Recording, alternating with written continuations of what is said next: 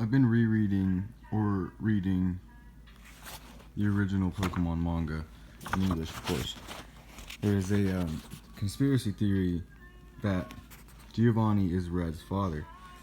The manga literally confirms this, but sometimes people don't necessarily know that.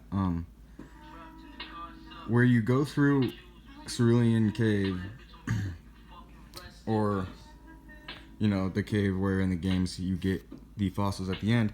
In the manga, he goes through with Giovanni, basically saying, they're going to Pewter City to have them checked out and see if they are, fossils or not. And then Red gets into this battle with two Magmars, and this is how Giovanni, before the Magmars even appear in the manga, Giovanni is obviously a master trainer. That's why he's the 8th gym leader. He says, this heat is caused by flames a wild Magmar know too, before they even know that there was two. And he said, so he says that he was right at some point. Doesn't really matter. He says, I was right, Magmar. But it gets darker than this. Like, another theory is that Red is actually evil. It's, he says he throws out Snorlax and doesn't know, and he said, a Snorlax firewall, clever but a little ruthless, wouldn't you say, Giovanni? That was Giovanni saying this. Giovanni was actually a good guy, apparently, to another theory. And he tells his Sandshrew to run, and he says, is he giving up? But no, he tires the Magmars out. He said, I can knock them off their feet, Red. And he said, He thinks that Red is a threat to Team Rocket, of course, that he was. And he says, I'd better take care of him now. And then, next page. He returns his Sandshrew, and he said, well, what about the final blow? Giovanni says that, and he said, nah, I can't do it. So this proves that Red was evil, because he's not. But it might prove that Giovanni was his father, and that he might be good. He said, look at those guys, they can't move, Red. He said, I can't attack a defenseless opponent, Red. Giovanni thinks about this, and he said, he won't finish him off, ha ha, ha ha. He's laughing. Eventually, Giovanni's the one that gives him the other stone of Omnite and Kabuto, and he says, why don't you take this as a parting gift? He said, well, okay, it's pretty, at least looks like there's a bug trapped inside too. Red kind of knows,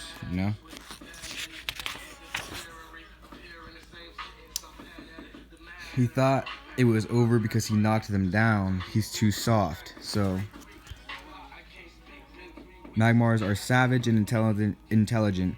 They'll track down, obviously the one who beat them. And at this point, he said, a fool like him will destroy himself. All we have to do is wait. He said, Cloyster, finish it. Kills. Literally kills. Immediately. An ice type kills 2 fire Pokemon. And he said, when I heard that he defeated Koga and Lieutenant Surge, I wanted to see what he was all about, but ha ha ha. Imagine thinking that little boy, ha ha ha, was a threat to Team Rocket. Now, you can't tell me that he does not have some sort of connection to him, because in the beginning of the chapter,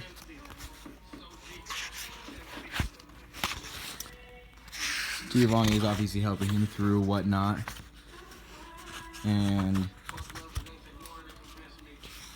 they're talking, and then Red says, I can't remember where, but are you sure you don't remember me?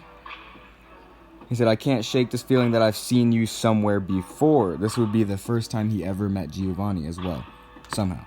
He said, what is it? Why would I, bold, remember something that you can't remember? Bold. That again, huh? Bold, huh? Yeah. So, Red says, oh well, maybe it's just that I can't think of a fellow Pokemon fan as a stranger. And he says, ha ha ha, Pokemon fan I am, but just a lowly researcher. That's what Giovanni says. He said, I can only dream of being as great a trainer as you, Red.